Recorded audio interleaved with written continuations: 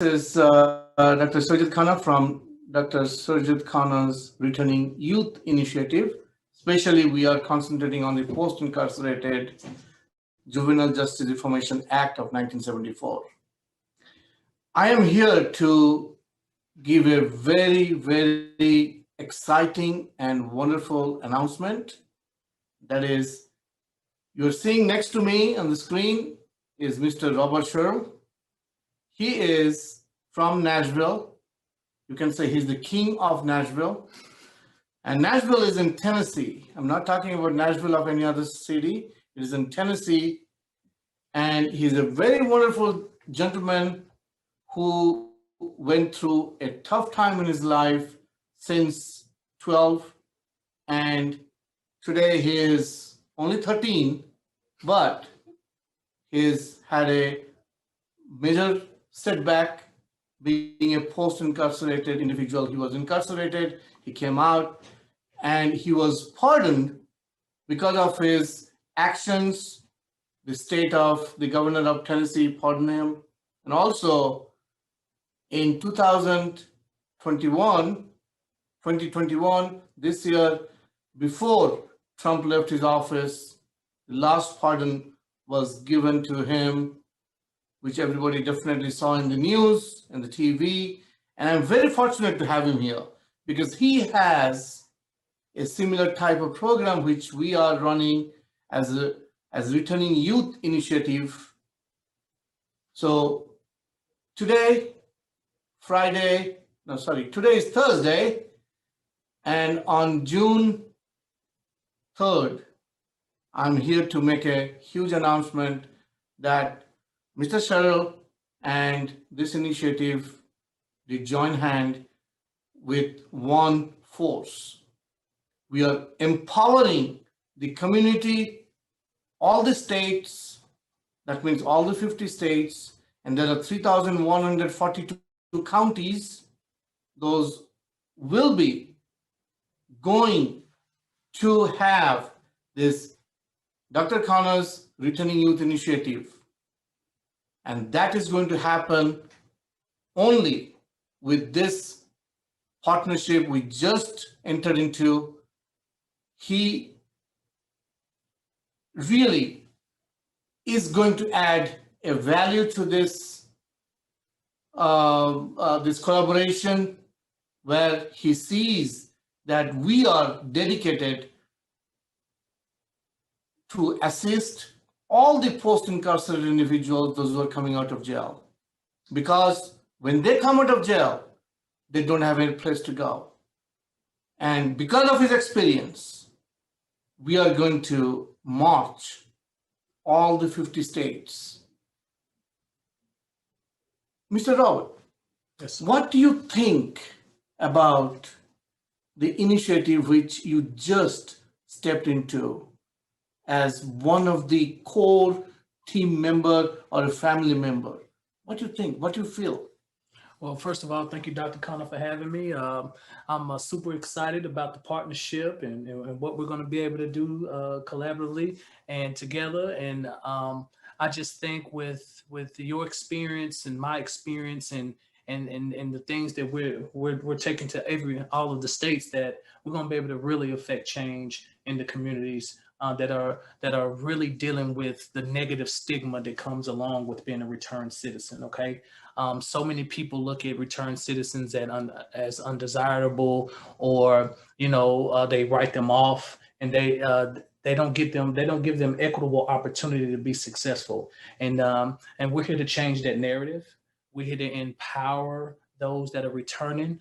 We're here to let our youth know that hopelessness will not exist as long as we're breathing, and that we're bringing real life change and impact to every county and every state in this United States of America. So you're really excited that we are going to every state and every counties? Yes. Because we don't want to leave any individual, those are coming out of jail, to be unheard of. Yes, sir. We need to hear everyone. So I know you've been doing this in Nashville for quite a while, you know. Yeah. What are the programs which you have, and you have a partner with Dr. T, who designed some of this program. Could you tell a little bit about each of the programs that you are bringing on the table in this collaboration? Yes. So basically, we're trying to disrupt the school to prison pipeline, right? And so we're dealing with youth. We're dealing with the social emotional development of our kids. We're dealing with having a safe place for them to go.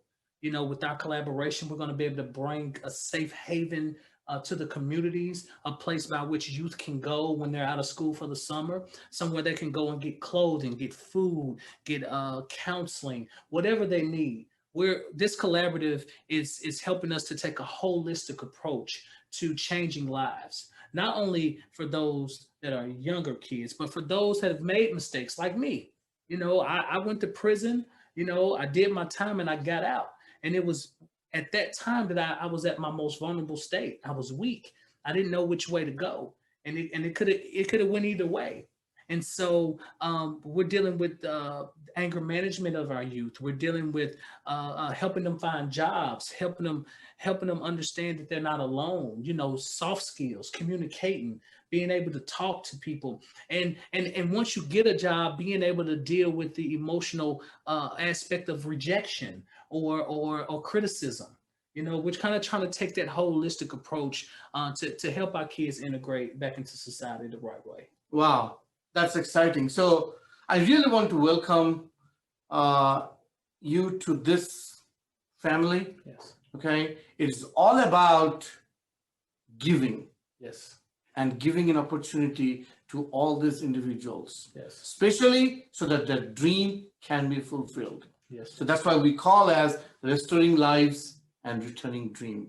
Yes. And thank you very much, Robert, for coming to this Thank you for having me. Family, and welcome. Good afternoon and welcome to Dr. Khanna's Returning Youth Show, where we are returning youth and young adults back to a productive life after incarceration. Please visit returningyouth.com and donate today. That's returningyouth.com. We are live on the radio to over 30 million homes on WPAT 930 AM every Friday from 3 p.m. to 4 p.m. Eastern Time. And we're streaming live on Facebook and YouTube at at returningyouth.com. Again, that's returningyouth.com, and Facebook at Returning Youth. Dr. Khanna is an attorney, a child safety advocate, a servant of the underserved, and a champion of the nonprofit Voice of the Kids. Dr. Khanna launched his Post-Incarceration Juvenile Justice Reformation Act initiative, also known as the Returning Youth Initiative. Dr. Khanna saw that the Reformation Act did not adequately care for ex-offenders once they were released, and he decided to do something to address this with his Returning Youth Initiative by providing post-incarcerated young adults and youth with housing and training opportunities, along with the required medical and psychological assistance needed to secure a job, build their careers, and greatly improve their lives. I'm your host, Angelica Robinson. Please welcome Rafael Alvarez and our very special guest, Robert, what's your last name? Sherrill. Sherrill? Yeah, Sherrill. Sherrill. Okay, I'm going to take that line back. Apologies, guys. I'm your host, Angelica Robinson, and please welcome Rafael Alvarez and our very special guest, Robert Sherrill. And of course, first, but a brief word from Dr. Khanna. Good afternoon, Dr. Khanna. Good afternoon, Angelica. Nice to see you. Nice to see you smiling. And good afternoon, all the audience, those who are listening to this wonderful Friday radio show. I know they have been listening to this every Friday, especially what you are doing, Angelica, regarding the Returning Youth Initiative. And we are really blessed that this week we had a major milestone achieved by this initiative by joining hand with this wonderful gentleman who is with us, Mr. Robert Sherrill from Nashville. Without taking much of the time, people are definitely tired of hearing my voice always. Today, would like to kind of shift the gear towards our main speaker, main guest, that is Robert Sherrill. And Angelica, you can ask anything you want to ask him to make sure that the audience knows why Robert Sherrill is with us today and what is the adding value to this wonderful post-incarcerated Juvenile Justice Reformation Act initiative. Thank you very much, Robert, for joining us here. And thank you, Mr. Alvarez, for being here with us in the studio. No problem. My pleasure. All of that, ditto to all of that, Dr. Khanna. Robert, thank you so much for joining us today. And I have read a bit about your background and your bio, and amazing. You have had quite a journey. If you could just briefly tell our audiences, just quick, brief background and bio about yourself, how you got to where you are now, all of that good jazz. If you could just give us a brief bio of yourself. So yes, thank you all for having me. So nice to meet you, Angelica. Yes, I'm Robert Sherrill, born and raised Nashville, Tennessee. I'm a native. They call us a unicorn because everyone that lives here is from out of town now. So yeah, I'm so happy to be that unicorn because I love my city. But you know, my past started off very turbulent. I was raised in notorious housing projects here in Nashville, Tennessee, called Dodge City. You know, my mom was addicted to drugs. My dad was out of the picture. I came home when I was 12 years old. All of our stuff was sitting out on the side of the road. It was at that point that I shifted. I went from a boy to a man. I was scarred. I was upset, and I never rebounded from it. I cried, and I was angry, and I cried, and I was angry, all the while walking to my grandmother's house because no one was there to pick me up after we got put out. I didn't really know what was going on. The first thing I thought was, where's my sister and brother, and where was I going to go and sleep tonight?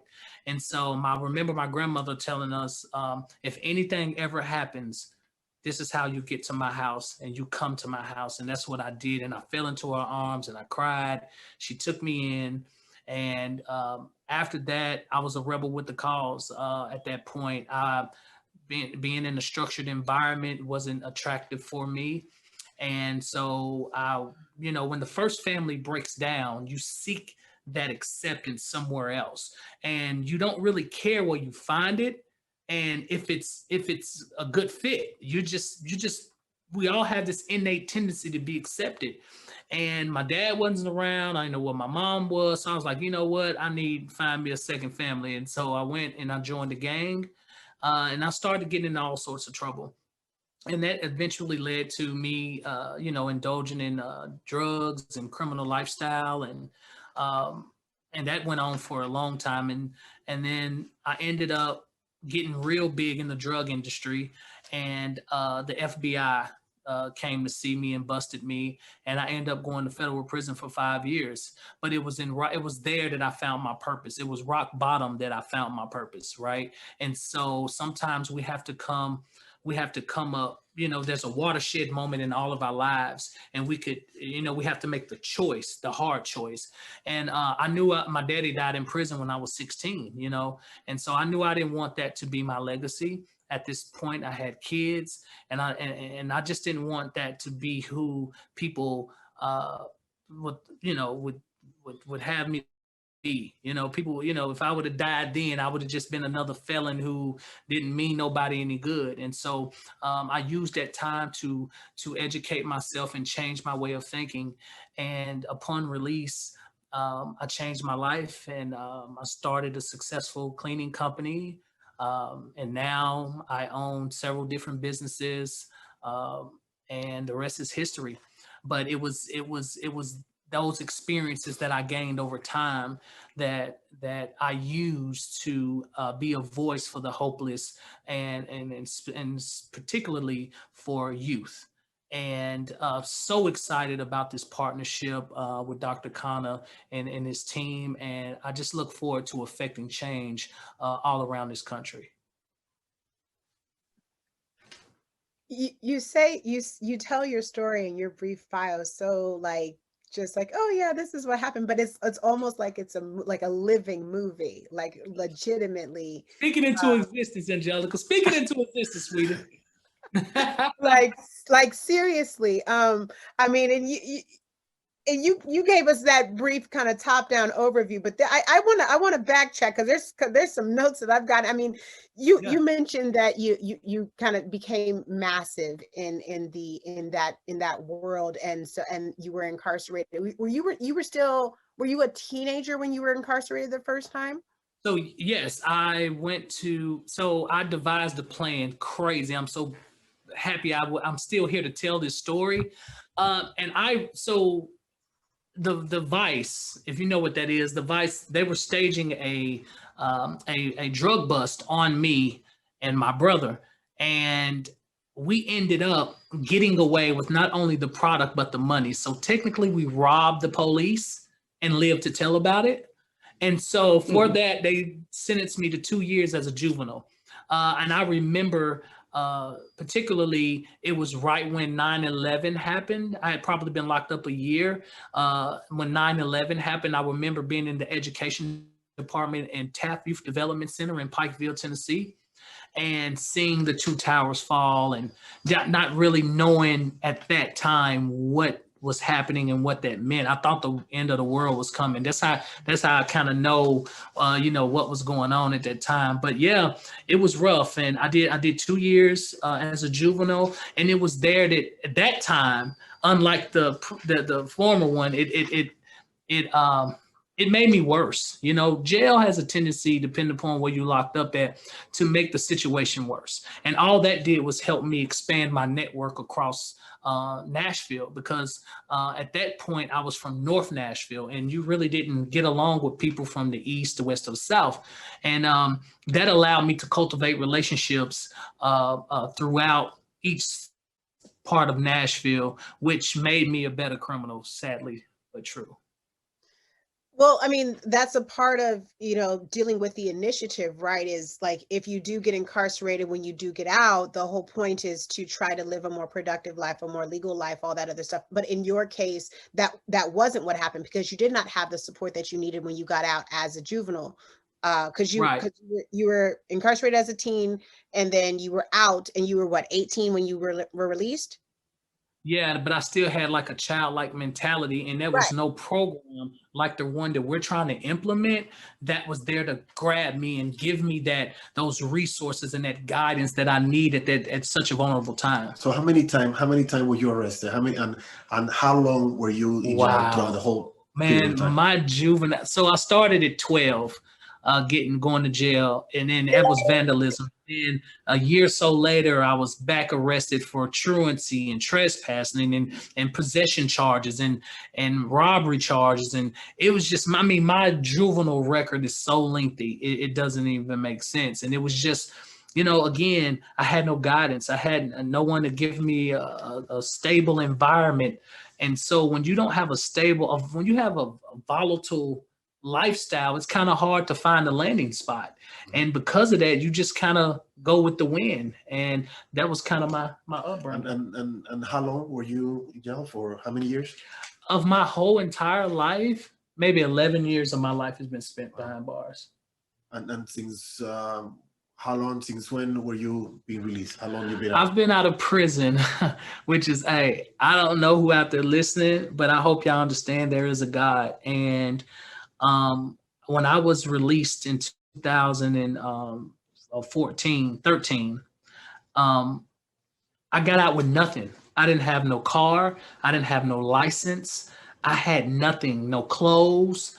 It was just me. And I'm blessed to sit here and say 7 years later that I run a $1 million company and I'm successful. And so, just for all of those people out there, I just want a quick segue. Man, no matter what mistakes you've made, no matter what turbulent past you come from, no matter the trauma that you've experienced, there's always opportunity to change and be successful. You don't let your past determine your future. And that takes a conscious effort. That's all it takes is a conscious effort to change that narrative. Angelica? Yeah, I mean, it's wow. And like, if there was a program like this when you were a teenager, you know, your life could be dramatically different. But also, your story is one that needs to be heard from those that are for young people that are currently in the juvenile justice or in the juvenile system right now, incarcerated. And so, when you got out and you were 18, then you actually expanded your criminal network and were able to, you know, get to a level so big that the feds literally had to come and you had to deal with that whole situation. And and that was what, 5 years? Yeah, I went down for 5 years. I'm thankful that it wasn't more. I'm thankful that that happened. I mean, now as a 38-year-old man, I can look back and truly say prison saved my life, because I would have continued down that road, because I felt I was smart. I was great at selling drugs, you know? And I mean, it kind of correlates with me being a great businessman today. It's just some of those same characteristics and attributes that it took to move that quantity of drug. It's sort of the same thing that I deal with now, you know, making sure you have a product, making sure the quality control of that product is good, understanding your network and your distribution and who you're selling your services to, and, you know, customer retention, keeping them coming back, and all of that played into who I am today. And so it was almost a blessing in disguise, you know. And I tell people all the time, God has a sense of humor, because I was a hustler ever since I was younger, pumping gas and taking out trash when I was in the projects to feed my little brother and little sister. And so yeah, prison saved my life. So I noticed that you are a very successful business owner now. Yeah. But people should know, how do you get there? Because, you know, when you get out of jail, you have nothing. Yeah. Nothing at all. Yeah. How were you able to having nothing to build a multi-million-dollar, you know, company? I tell you one thing. I think we're the last of a dying breed, because our people now don't want to work. I mean, people, the new. What was your first job? What you started doing? So when I got out of prison, I went and I applied for a food runner's position, and at Maggiano's Little Italy. It's a couple of them around the country. Great Italian food, scratch kitchen, and what separated me from everyone is that after the second day out, I had enough sense to dress up. I put on a suit and a tie, right? So much so that when I walked in, they called 3 different managers out there. And I think they was probably laughing at me, or they just couldn't believe that this young guy came in here for a food runner's position wearing a tie. And, you know, but in my head, I'm like, this is the way you separate yourself and you impress, you know, somebody, you know, you dress up, you make them believe that you want to be there. Right. And also, Maggiano's is upscale food. Like, every single waiter wears a tie there. Definitely. But I guess they were so not used to people showing up the right way that literally, I remember the manager, and we're still cool now. He looked, he said, "Are you sure you're not here interviewing for my job?" And I just laughed. And he was like, "No, seriously, you're one of the most sharpest persons that's ever came in here." And great, we're still great friends to this day. But being prepared, okay, is first. You got to have a plan. You got to have a plan. I was telling Dr. Khanna and them, I said, if you fail to plan, you plan to fail, okay? And I knew that. So you got to have a plan. Secondly, you got to have a work ethic, okay? You can't be puffed up. You know, you got to understand. I come from making hundreds of $1,000s in the streets to now serving hot bread and bringing food to people's table, right? That was a significant downgrade, all right? But it was about the mentality. Like, I could have looked at this was beneath me, but I chose not to do that. I used it as a humbling experiences and as an opportunity to grow my character. And it did that. It humbled me because I was a little arrogant. I had a little money. I've been having money all my life in the streets. And so this was a humbling experience. God has a way of humbling you real quick. And he did that. And being humble, hard work, and a plan. That's how I got to where I'm at. And the grace of God. Nothing else I couldn't think of no other thing that aided me in being here. And I just refused to lose. When failure is not an option, then you won't fail.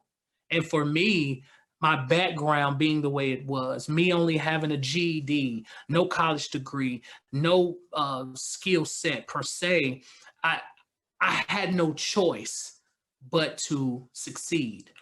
And it was in that I did.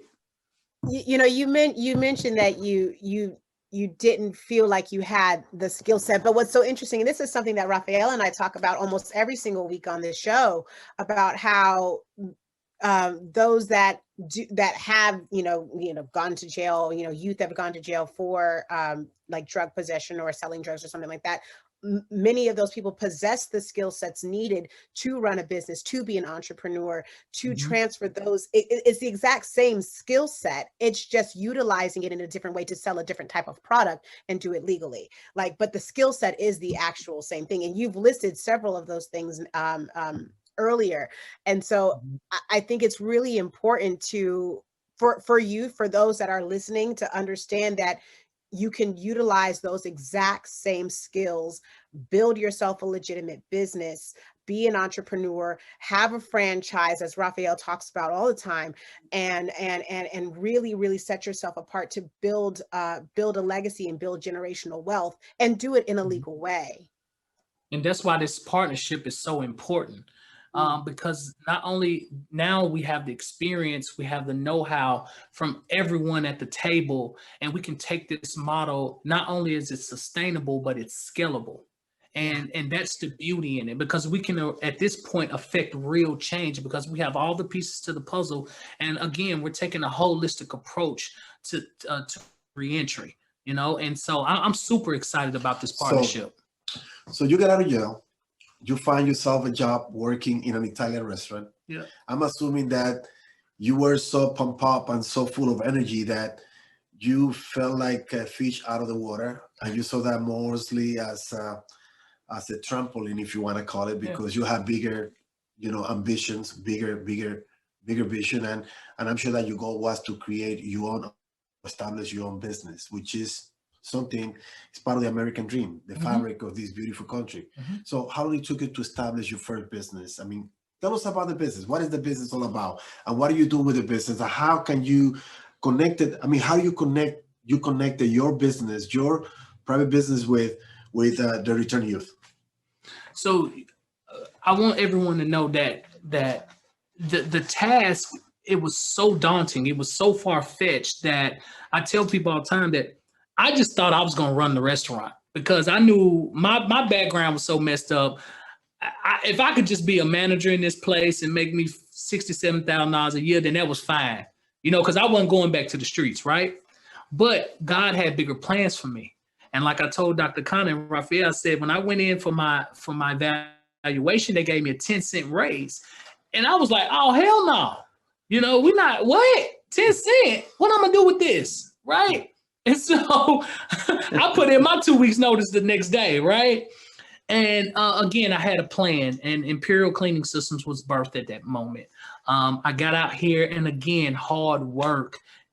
Listen, you can't achieve nothing without hard work, and everything, for everybody's listening, everything that is worth having requires sacrifice.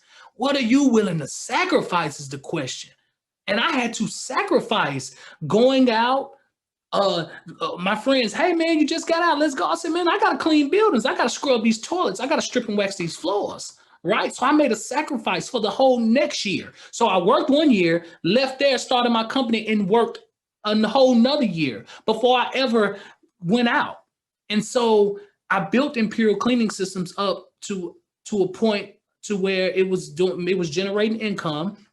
But then I had to start networking and getting the word out about my company and marketing and all of that. And I wore all the hats, right? And like I said, it's not going to be easy. We're not here to explain it to the world and to tell people, oh, it's going to be a walk in the park. No. What we are telling you is that we will walk with you. But you got to walk with us, and let's join hand in hand and let's make it happen. But hard work, sacrifice, and just a mindset of change is what is going to be required to get a desired result. Okay. And I was just refused to lose. Like I said, it wasn't an option. So God opened doors for me. I built the company through hard work. Faith without works is dead. I did both. And I'm here today, and I'm able to be here And you give it to tell my opportunities story. to returning youth people, Yes. right? Yes. I hire most of all my staff is returning youth. And essentially when they get out and they need employment, I'm one of those companies that offer a second chance, and I think that's important. And I look forward to working with Dr. Khanna and Raphael to create those partnerships across the country, so that in every county, in every state, returning citizens will not be looked at as a liability, but will be an asset to their community. And if you set the bar high enough, they will reach for it. Angelica? I mean, it's just wow. I want to backtrack because you had mentioned about how like working with the work that you're doing and the work that you have done in working with Dr. Khanna's program now, just now as this kind of bridging of the gap. Like, how is Dr. Khanna's program different than the other programs that you've seen that have been built out there that that are trying to do something similar but aren't as, don't have the bandwidth to really stretch across, all 50 states and really get the word out? Like, how has Dr. Khanna's initiative kind of set apart? So what I've seen in this city, particularly, is that most organizations, they do one thing well. Yeah. Okay. And that's commendable. But Dr. Khanna has a holistic approach by which everything will be done equally. And so as one program may be good at finding you a job, and the other program may be good at getting you a safe, serve safe certificate, Dr. Khanna's approach takes the mental, the insurance, the health part, the housing, the job placement. It deals with the whole of a person, and that's what we're in need of right now. We're living in the time where our country is just, torn apart, and there's so much going on with healthcare and mental illness and drug abuse. And I need a holistic approach for me to be whole again. Like, for me to change, I need the whole help. Okay, I don't need half the help. I need the whole help.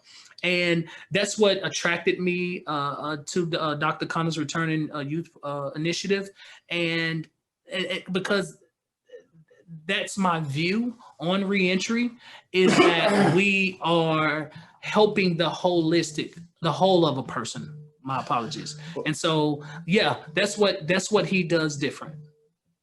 But the reality is, Robert, I know that perhaps you are so humble that you don't want to say it, but you made history in this country. You made history.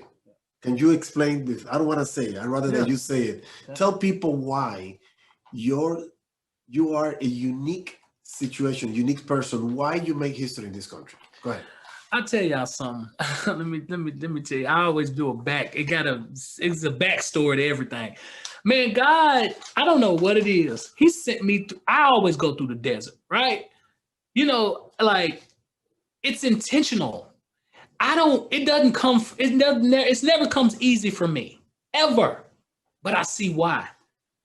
Because my mentor always told me, when you experience, you get experience when you don't get what you want. All right. When you don't get what you want, you get experience. And so whether it be a job, whether it be anything, I've always got to go at it the hard way, which brings us to me being here now. When I got out, I built my reputation up. I started a nonprofit. I grew my business. I'm a community leader here in Nashville. All right. I'm known by everybody. That's fine and dandy. But in order to be respected and to have equitable opportunities to grow my business and receive government funding, I had to do something about my felony background. So I applied for a governor's pardon.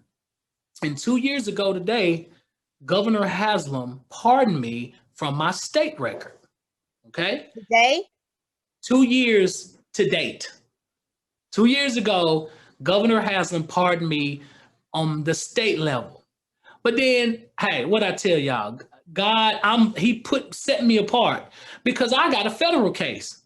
So the state level did about this much for me. It was a great win.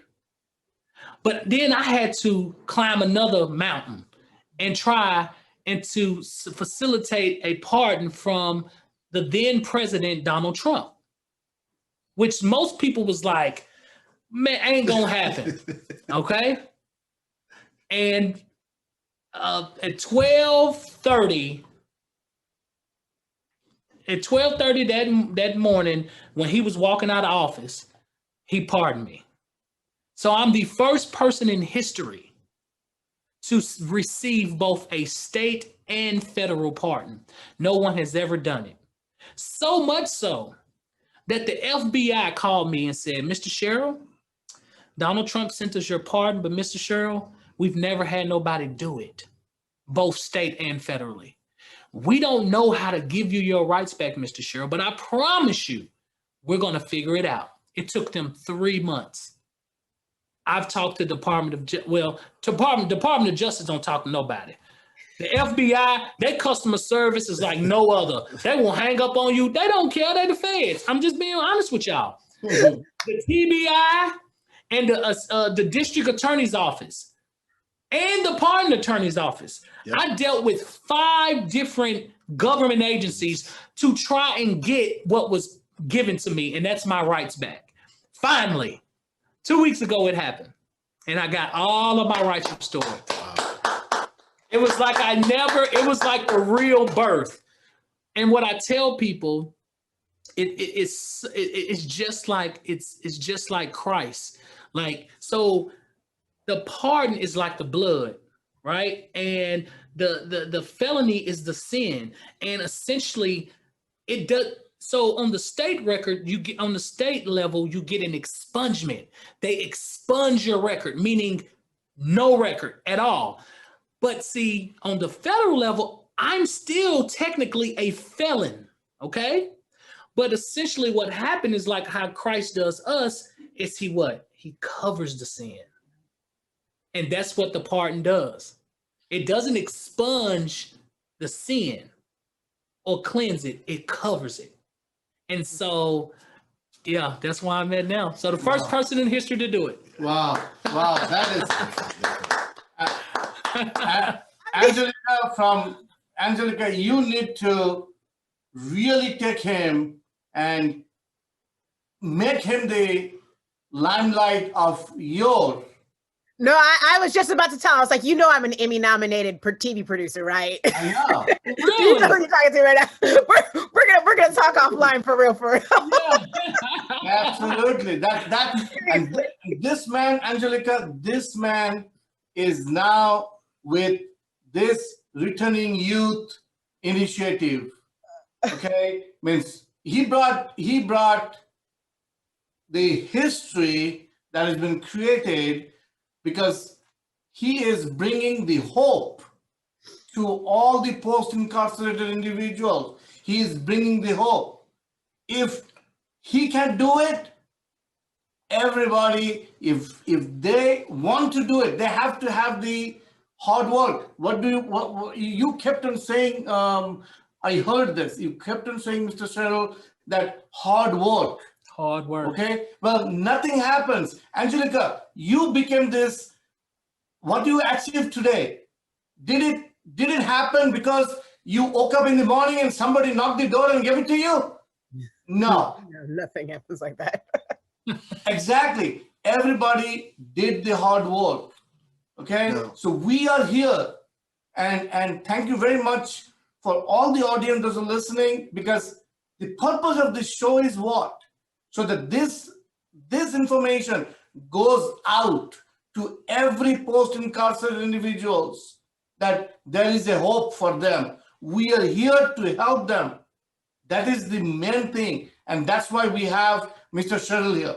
it's kind of interesting in a way that I see. We all see so many people that are released from the jail. They already did their time, and they go back and they try to live a normal life. But you did something very special, something different. You say, no, I just don't want to go and find myself a job or perhaps open up a business. I want to go back and contribute to my community. Correct.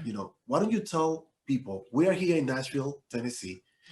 Right now, we are in a center, in a place that you created as part of that giving back to the community. Why don't you tell them where are we at, how you came up with this idea, how you build this center? Because people need to know. And all of this is coming with primarily money out of your own pocket.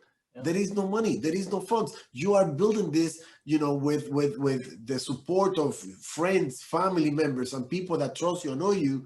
And I know you're putting a lot of effort into doing this for the community. Tell people where are we at?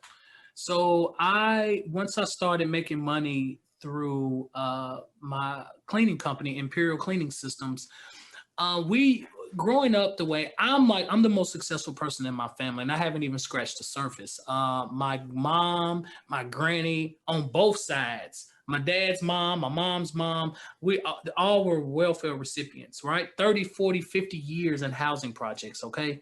And so I'm the person to change that narrative and that generational curse, right?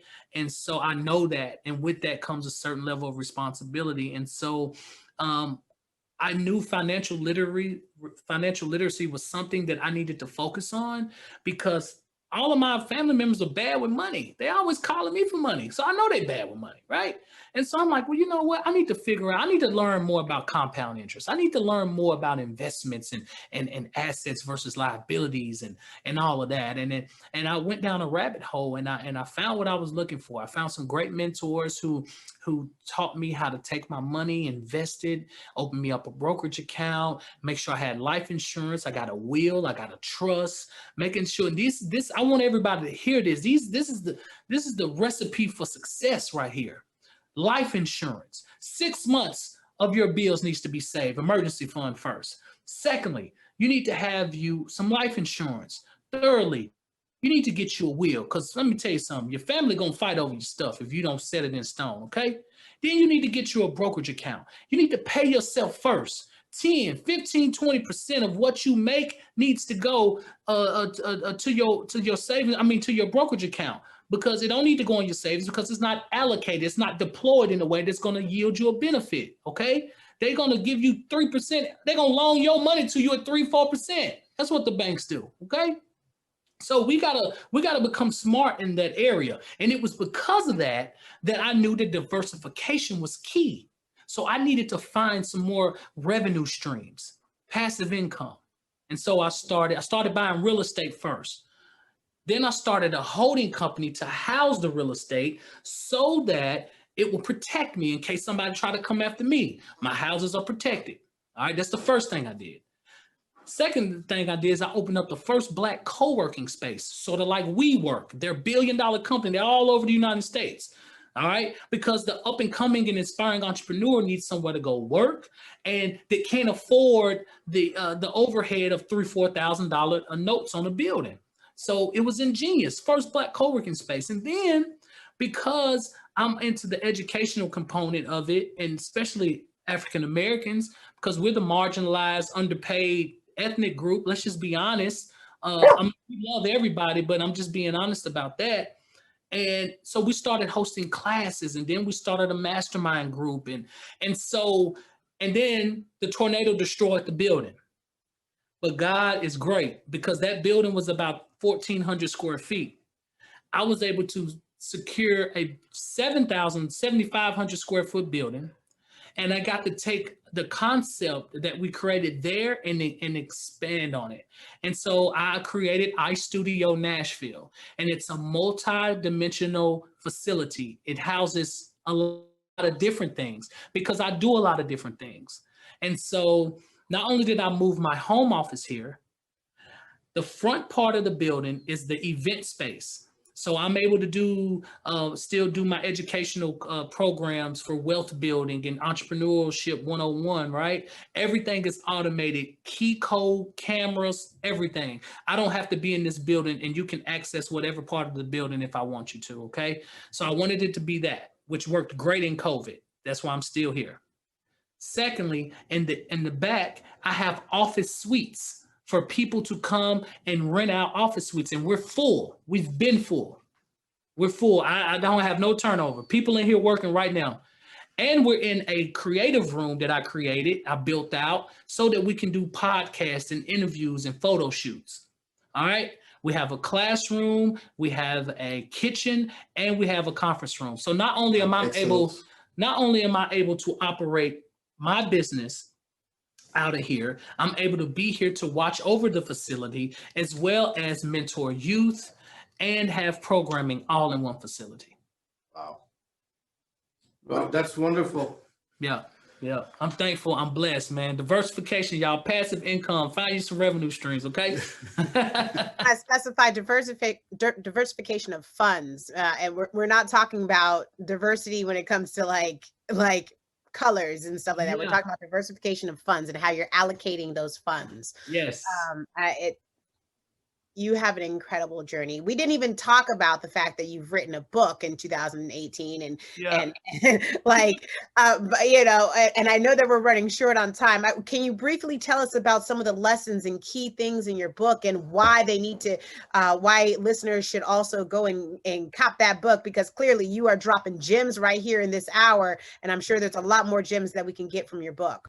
Yeah, I'm so blessed, y'all. I haven't found my elevator speech yet, so I kind of stick to Imperial, CEO of Imperial. People always, what do you do? And I always take a deep breath because I'm like, okay, because I don't want to be that guy. You know, I do a lot and I'm thankful and I'm blessed, but I'm very humble and I'm going to stay there no matter how high I go. I'm going to stay humble. So that's why I wasn't going to mention it. But yes, I wrote The Journey Back to Now, which chronicles my life, the ups to downs. It goes in depth into some of the topics we spoke of today.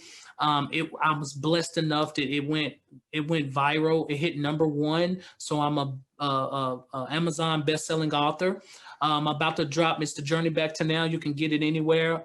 And I'm about to drop my second book, Quid Pro Quo, The Laws of Reciprocity, talking about mutuality and reciprocity in relationships, people that are connected to you versus people that are attached to you.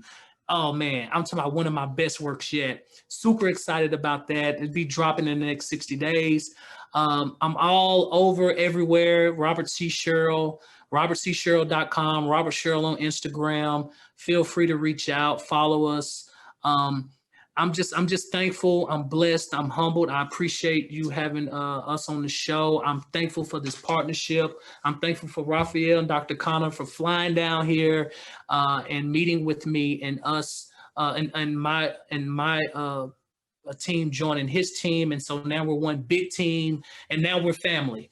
And so we just look forward to affecting change. Be on the lookout for the Returning Youth Initiative. We're coming to a city and county near you. And I'm telling you, we're about to change the dynamics of the game. And a couple of words en español, nuestra gente latina, prepárense que con la ayuda de Robert, nosotros vamos a ir y vamos a traer el programa para ustedes que lo va a ayudar a poder adaptarse a la nueva vida después de haber salido de la cárcel. Así que estamos en buenas manos, a buena hora. Just say that, hey, we're going to a neighborhood near you. What? How many counties, Dr. Khanna? 3,142 counties. We're gonna be close to you. Yes. And Angelica Robinson is one of the councilwomen in her county, correct? Yes, I was just elected to the neighborhood city council here. Yes, and she's city council, and she's also elected official.